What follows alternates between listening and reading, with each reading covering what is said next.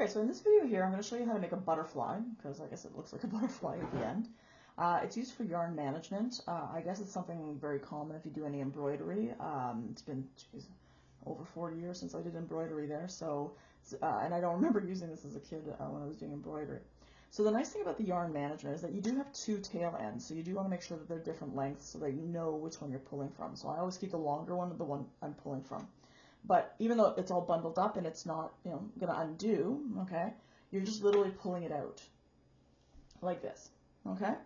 So what I'm going to do right now is let's pull it out completely, okay, because this is for my week 2, the management for my week 2 there, all right? So what you do is you're going to obviously, when you're doing your tapestry, whether if you're using, 1, 2, 3, 4 yarns, this is wool that I'm using right now. So I do find it a little bit rough on my fingers compared to other yarns that could be used. But you want to basically you're using your fingers to do this. Okay, so I'm going to hold this, but I'm going to wrap it around because this is the tail I'm going to pull out eventually, right? So I'm just going to wrap it just to literally keep it out of the way, because if not, when I'm doing this, it's going to actually I found it tangles. So what I'm going to do is I'm going to, if you're into Star Trek and you live long and prosper, okay, you're basically going to just, go in and out, right? So I go around, and then I go on top, and I'm trying to keep, fairly, all right? And this is the disadvantage of having very small fingers. And if I leave them spaced out like this, because you could do it like this, but if you leave it spaced out like this, it does make the ending of it a little bit easier, I found.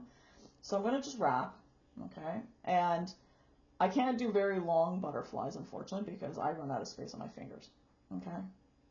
So you want to leave some stuff at the end, all right?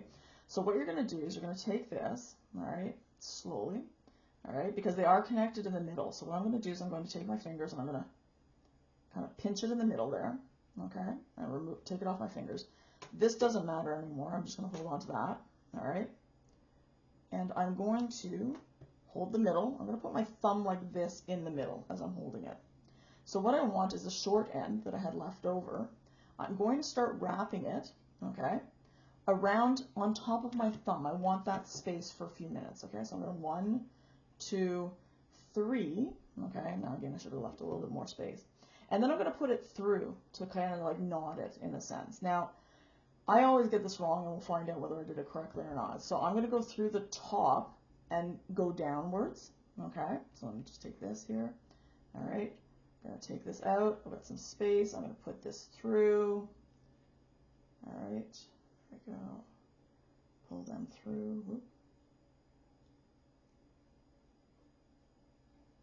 There we go. Those are 3. Yeah, those are the 3 that I need.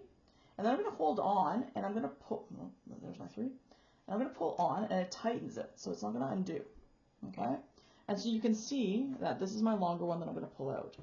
So if I've done it correctly, because if not, then you obviously want to go through underneath. If I've done this correctly, when I pull it out, it will pull out, no problems.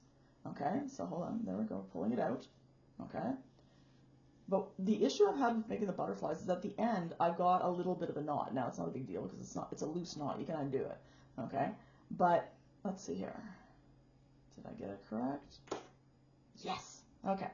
So definitely when you go around on top, you want to make sure that the ending is going through the top, because sometimes I was putting it through the bottom and pulling it, and it still worked. It still undid beautifully, but at the very end, you had a little bit of a loose knot, which was not a big deal. Again, you just undo it and finish off what you need. But I couldn't figure out what my problem was. So again, you want to be consistent about that, okay?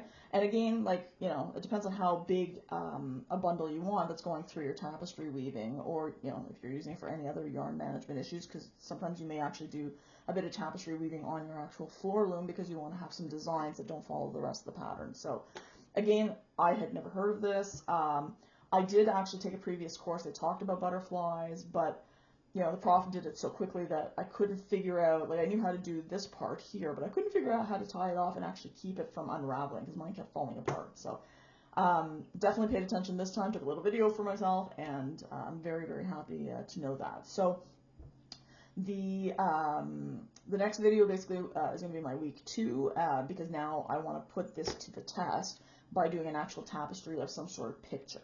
Okay? So I hope that helps, and have yourself a great day.